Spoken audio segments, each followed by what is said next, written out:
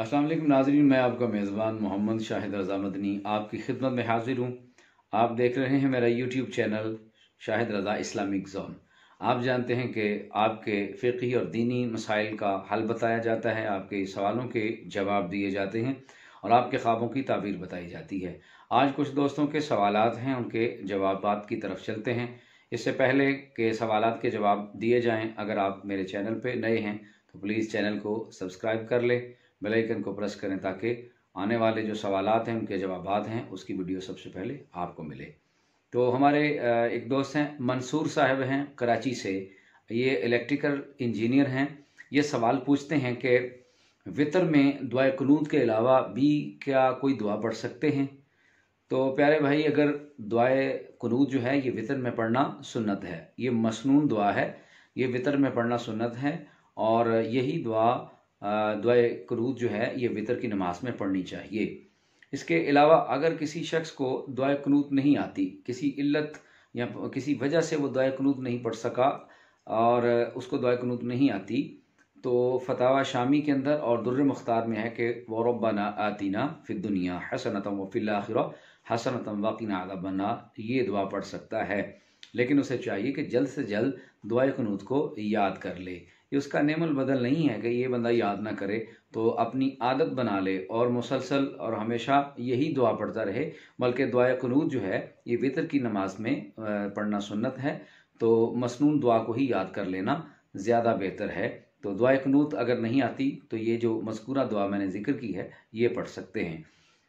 बाज़ लोगों ने ये मशहूर कर रखा है कि जिसको दुआए कुनूत नहीं आती वो सूरह इखलास जो है वो 3 मरतबा नमाज वितर में पढ़ ले तो ये किफ़ायत कर जाएगा। तो ऐसी बात नहीं है। किसी किताब के अंदर, ना फ़िक़्ह की किताब के अंदर, ना उसूल फ़िक़्ह की किसी किताब के अंदर भी ये बात मौजूद है कि आप वितर में दुआए कुनूत की जगह सूरह इखलास जो है ये पढ़ें। ये खामखा लोगों ने अपनी तरफ से ये मसला घड़ लिया है, बना लिया है। ऐसी कोई बात नहीं है। दुआए कुनूत की जगह अगर आप पढ़ना चाहें, मजबूरी की हालत में अगर आपको दुआए कुनूत याद नहीं है, तो आप रब्बना आतिना ये वाली दुआ पढ़ सकते हैं, सूरह इखलास नहीं पढ़ सकते। और एक और सवाल है, अफजाल साहब हैं गुजरांवाला से। ये सवाल पूछते हैं कि किस्तों पर कोई चीज़ लेना देना कैसा है या किस्तों का कारोबार कैसा है? किस्तों पर आप चीज़ ले सकते हैं, इसमें शरअन कोई कबाहत नहीं है। लेकिन किस्तों में चीज़ लेने से पहले कुछ ऐसी चीज़ें हैं जिनका तयन करना ज़रूरी है, जिन शराइत का तय कर लेना ज़रूरी है। उनमें से सबसे जो पहली शर्त है वो ये है कि किस्तों की रकम का तयन हो जाए कि किस्तों की रकम कितनी है, उसको मुतय्यन कर लिया जाए। और नंबर 2 के मुद्दत का तयन हो जाए कि जो चीज़ हमने किस्तों पर ली है, इसके जो पैसे हमने रिटर्न करने हैं तो उसकी मुद्दत कितनी होगी, कितनी देर में, कितने महीनों में हम उन पैसों को वापस मालिक की तरफ लौटाएंगे। और नंबर 3 ये है कि अक़द के वक़्त मजमूई कीमत जो है वो मुकर्रर कर लेनी चाहिए कि इतनी कीमत है इस चीज़ की, मजमूई जो इसकी कीमत है उसका तयन करना भी बहुत ज़रूरी है। और एक शर्त जो बहुत ज़रूरी है वो ये है कि अगर ताख़ीर हो जाए किस्त की अदायगी में, बाज़ लोग जब किस्तों पे देते हैं तो वो साथ ये शर्त रखते हैं कि अगर आपने 10 तारीख से पहले किस्त जमा ना करवाई या 5 तारीख से पहले आपने किस्त जमा ना करवाई तो आपको इतने % ऊपर पैसे देना पड़ेंगे। तो अगर किसी ने ये वाली शर्त रखी है तो ये जायज़ नहीं है कि ताख़ीर की सूरत में इजाफ़ा करना, जुर्माने की सूरत में और जल्द अदायगी की सूरत में रकम से जो है वो कमी कर देना, ये जायज़ नहीं है। जितना मुद्दत का तयन हुआ है और जितनी किस्तों की रकम का तयन हुआ है और मुद्दत का तयन हुआ है, इस मुतय्यन करदा उसूलों पर ही किस्तों के जो पैसे हैं और वापस किए जाएंगे। ना किस्त के लेट होने पर जुर्माना वसूल किया जाएगा और ना किस्तों के पैसे पहले देने पर उसकी जो किस्तों की रकम है उसकी अदायगी में कुछ कमी की जाएगी। तो लिहाजा ये किस्तों का मामला है। अब अफजाल साहब का एक और सवाल है कि कमेटी डालना कैसा है?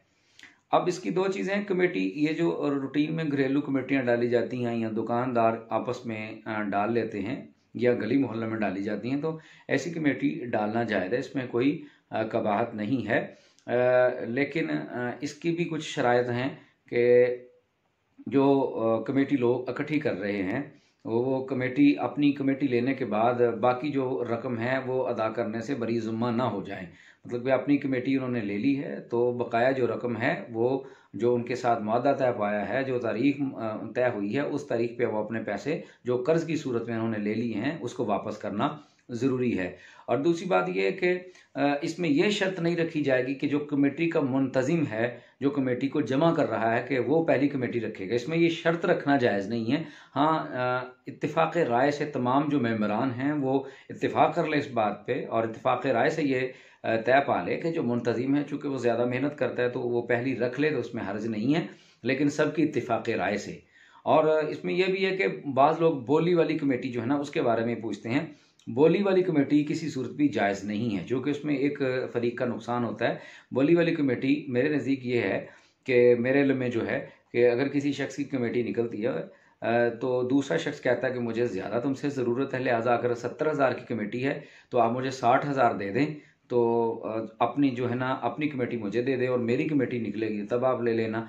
तो यहाँ किसी भी की कमेटी निकलती है तो वो बोली लगती है तो वो कम रेट पे जो है वो कमेटी बेच दी जाती है, तो इससे एक फरीक को नुकसान होता है। तो लिहाजा बोली वाली कमेटी जो है ना ये बिल्कुल नाजायज़ है, जायज़ नहीं है, बल्कि यूँ समझ लीजिए कि किसी की मजबूरी से ये फ़ायदा उठाया जाता है। ऐसा करना बिल्कुल भी जायज़ नहीं है। दोस्तों, अगर आपके कुछ सवालात हों, फ़िक़ही दीनी मसाइल हों, तो आप उस सवालात को पूछ सकते हैं। व्हाट्सएप का नंबर जो स्क्रीन पे शो हो रहा है, आप इस व्हाट्सएप नंबर पे टेक्स्ट मैसेज भी भेज सकते हैं, वॉइस मैसेज भी भेज सकते हैं। आपके सवालात का जवाब जो है वो दिया जाएगा।